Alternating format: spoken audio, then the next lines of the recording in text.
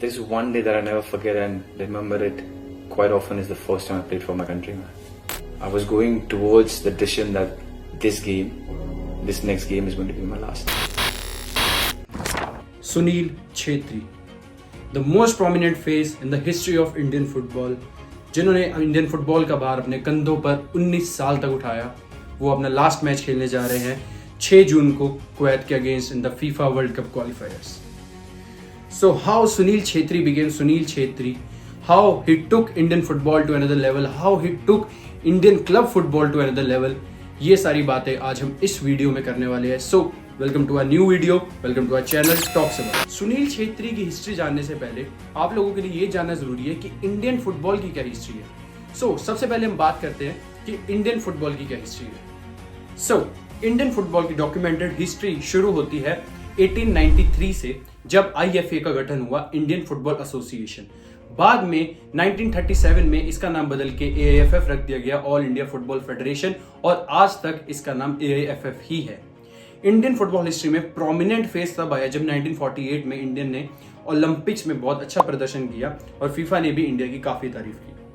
उससे भी ज्यादा प्रोमिनेंट टाइम तब आया जब 1950 में इंडिया ने फीफा वर्ल्ड कप के लिए क्वालिफाई करा, but due to some reasons India को फीफा वर्ल्ड कप खेलने के लिए ब्राजील नहीं भेजा गया. अब इसके पीछे के काफी कारण थे, काफी अलग अलग कारण थे, मैं आपको सारे बताता हूँ. सबसे पहला कारण ये मानते हैं कि 1948 में इंडिया ने ओलंपिक्स बेयरफुट खेले थे, मतलब नंगे पैर ओलंपिक्स के सारे मैचेस खेले थे. तो फीफा ने इंडिया को अल्टीमेटम दे दिया था कि फीफा वर्ल्ड कप में बेयरफुट अलाउड नहीं होगा.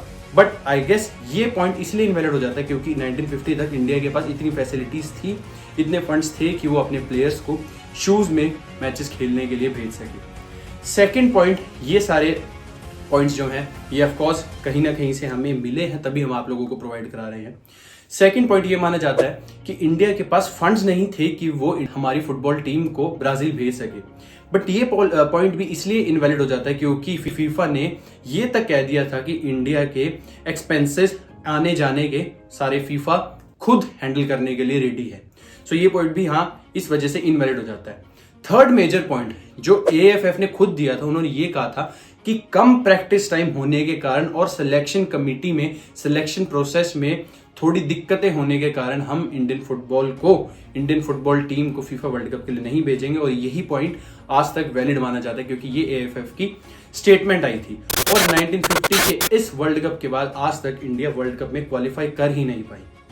सो उसके बाद 1970 के दशक से लेके लगभग 20-25 साल तक इंडिया का प्रोमिनेंट फेस बिल्कुल खत्म हो गया, निराशाजनक परफॉर्मेंस रही. उसके बाद 1995 में बाईचुंग भूटिया के डेब्यू के बाद इंडिया ने बाईचुंग भूटिया के अंडर 1997, 1999 एंड 2005 का सैफ कप जीता. इसके कारण इंडिया दोबारा धीरे धीरे फुटबॉल में प्रोग्रेस करने लगा. 2005 में सुनील छेत्री ने भी डेब्यू कर लिया था और 2008 में Sunil Chhetri Indian football team का हिस्सा थे जब इंडिया ने AFC चैलेंज कप जीता और अपना स्पॉट सिक्योर कर लिया 2011 के AFC एशिया कप के लिए. So this was quite a big moment for Indian football team क्योंकि AIFF ने इंडियन फुटबॉल टीम ने किसी भी कॉन्टिनेंटल कप के लिए लगभग 27 साल बाद क्वालिफाई करा था 2011 में. 2011 इंडियन स्पोर्ट्स के लिए गोल्डन ईयर माना जाता है क्योंकि 2011 में इंडिया ने MS धोनी की कैप्टनसी में 28 साल बाद क्रिकेट वर्ल्ड कप उठाया था. एंड उसी 2011 में इंडिया ने 27 साल बाद AFC एशिया कप के लिए भी क्वालिफाई करा था. इसके बाद सुनील छेत्री ने 3 में से इंडिया को 2 इंटरकॉन्टिनेंटल कप जितवाए, कीनिया के अगेंस्ट 2018 में एंड 2023 में लेबनान के अगेंस्ट. और इसके साथ साथ 2015 को छोड़कर 2019 में और 2023 में AFC एशिया कप के क्वालिफायर्स में इंडिया का बहुत बड़ा हाथ था, जिसमें सुनील छेत्री का मेजर हाथ था इंडिया को क्वालिफाई कराने के लिए. अब बात करें अगर उनकी पर्सनल लाइफ के बारे में. So he was born on 3 August 1983 in Sikandarpur, that was in Andhra Pradesh, but अब वो तेलंगाना का पार्ट है. His father was in military, his father was in army, तो उनकी ट्रांसफर्स काफी होती रहती थी. His father was also a football player and he used to play for Indian Army.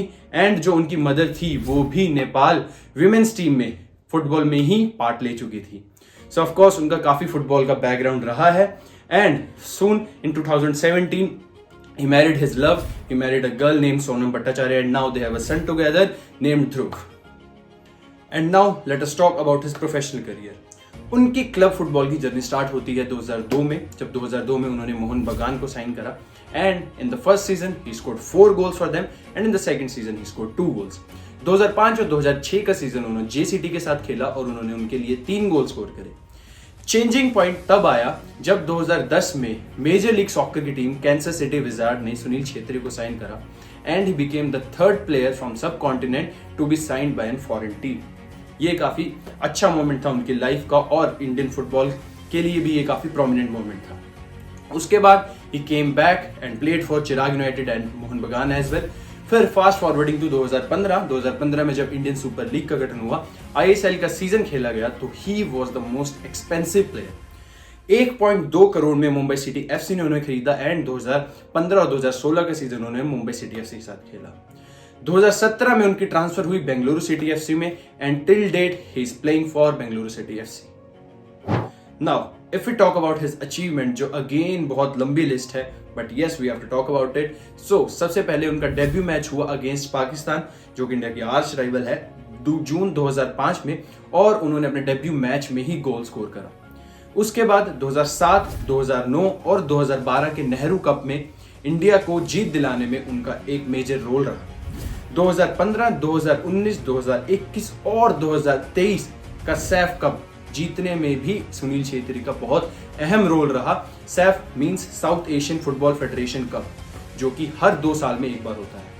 Moving ahead, 2021 में उनको इंडियाज हाईएस्ट स्पोर्ट्स अवार्ड से नवाजा गया, that is major Dhyan Chand award.